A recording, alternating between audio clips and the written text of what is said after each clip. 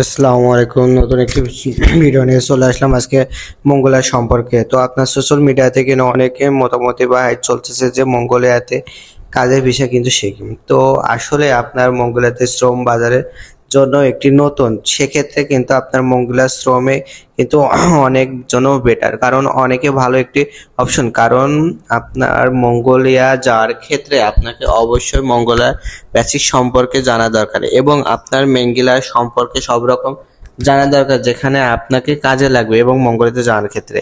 তো বিশেষ করে মঙ্গোলিয়াতে যাওয়ার ক্ষেত্রে আপনাকে কাগজপত্র কি কি বিষয়গুলো খেয়াল রাখা লাগবে সে বিষয়ে কিন্তু আমরা এই ভিডিওটি কথা বলবো। তো অবশ্যই আমাদের ভিডিওটি সম্পূর্ণ ভিডিও দেখবেন, না টেনে। ভিডিও যদি স্কিপ করেন তাহলে কিন্তু অনেক কিছু মিস করে ফেলবেন। আর আমাদের চ্যানেল যারা নতুন আছেন আমাদের চ্যানেলটি সাবস্ক্রাইব করে আমাদের সাথে থাকবেন। তো চলুন ভিডিওটি আমরা শুরু করি। তো মঙ্গোলিয়াতে কাজের ভিসা সম্পর্কে যাওয়া যাবে কিনা? হ্যাঁ, অবশ্যই যাওয়া যাবে। তো আপনার মঙ্গোলিয়াতে যাওয়ার বা যেসব দালাল বা বলে থাকে ভিজিট টু ওয়ার্ক ভিসার মাধ্যমে যাওয়া যাবে, সেক্ষেত্রে কিন্তু আপনারা যাবেন না। ভিজিট টু ওয়ার্ক ভিসায় যদি আপনারা যান সেখানে কিন্তু আপনার প্রতারণা পড়বেন, কারণ সেক্ষেত্রে আপনাকে ডাইরেক্ট ওয়ান পয়েন্ট ভিসাতে যাওয়া লাগবে, কারণ বাংলাদেশ থেকে মেন পাওয়ার করে।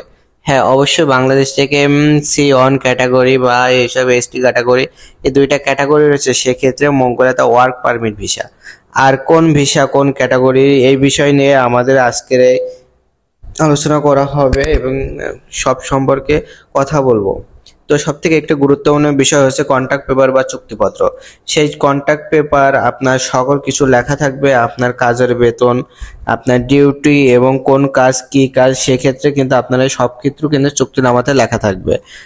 তো আপনার কন্ট্রাক্ট পেপারে যা যা লেখা থাকবে আপনার উচিত সেই কন্ট্রাক্ট পেপারতে বুঝিয়ে নেওয়া, এবং আপনার বেতন কেমন এবং কত টাকা এবং কোন এজেন্সি দালাল সে অত টাকা আপনাকে হচ্ছে কিনা, বেশি হচ্ছে কিনা, না কম হচ্ছে, সেক্ষেত্রে কিন্তু আপনার চুক্তিনামাতে লেখা থাকবে, আপনারা কিন্তু দেখে নিতে পারবেন।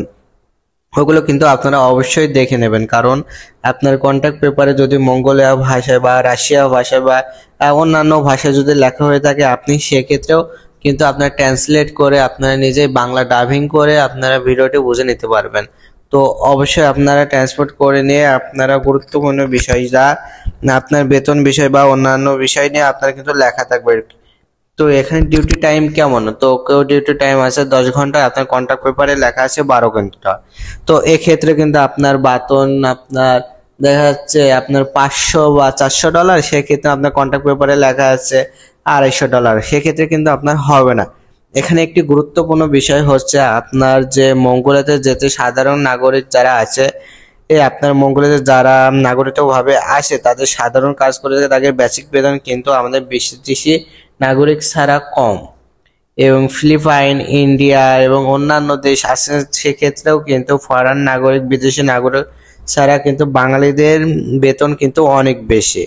কারণ অন্যান্য ভাষায় যদি আপনার $400 $500 কন্ট্রাক্ট পেপারে লেখা থাকে, এক্ষেত্রে কিন্তু আপনার ওই দেশে যারা নাগরিক আছে তারা কিন্তু আপনার আরো কম রেটে কাজ করে থাকে। তো আপনি বিদেশি নাগরিক হিসাবে এক্ষেত্রে আপনার কন্ট্রাক্ট পেপারে যতটুকু লেখা আছে সে ততটুকু পেয়ে থাকবে না। সব থেকে মূল্যবান কথা হচ্ছে আপনার, সেটা হচ্ছে আপনার যে চুক্তিনামা বা আপনার যে ওখানে ঠিক আছে কিনা সেটা অবশ্যই দেখে রাখবেন। এবং আপনার যে প্রতিদিন মঙ্গোলিয়াতে কিন্তু একটা ট্যাক্স দেওয়া লাগে $12 করে। তো এই ট্যাক্সটা কে দেবে? আপনার কোম্পানি প্লে করবে নাকি আপনাকে নিজে প্লে করা লাগবে? এটা কিন্তু কন্ট্রাক্ট পেপারে লেখা থাকবে, এবং এজেন্সির মাধ্যমে বাকিতে যে $12 করে যে ট্যাক্সটি দেওয়া লাগবে সেটা কি আপনার দেওয়া লাগবে না কোম্পানি কে দেওয়া লাগবে, এটা কিন্তু চুক্তিপত্রে আপনার লেখা থাকবে। এগুলো যাচাই বাছাই করেই কিন্তু আপনি মঙ্গোলিয়াতে আসবেন। যদি এগুলো না করে আসেন তাহলে আপনি কিন্তু এখানে এসে প্রতারণার শিকার হবে। তো এখানে আমার ভিডিওটি শেষ করছি। আর আমাদের চ্যানেলে যারা নতুন আসছেন অবশ্যই চ্যানেলটি সাবস্ক্রাইব করে আমাদের সাথে থাকুন। আল্লাহ হাফেজ।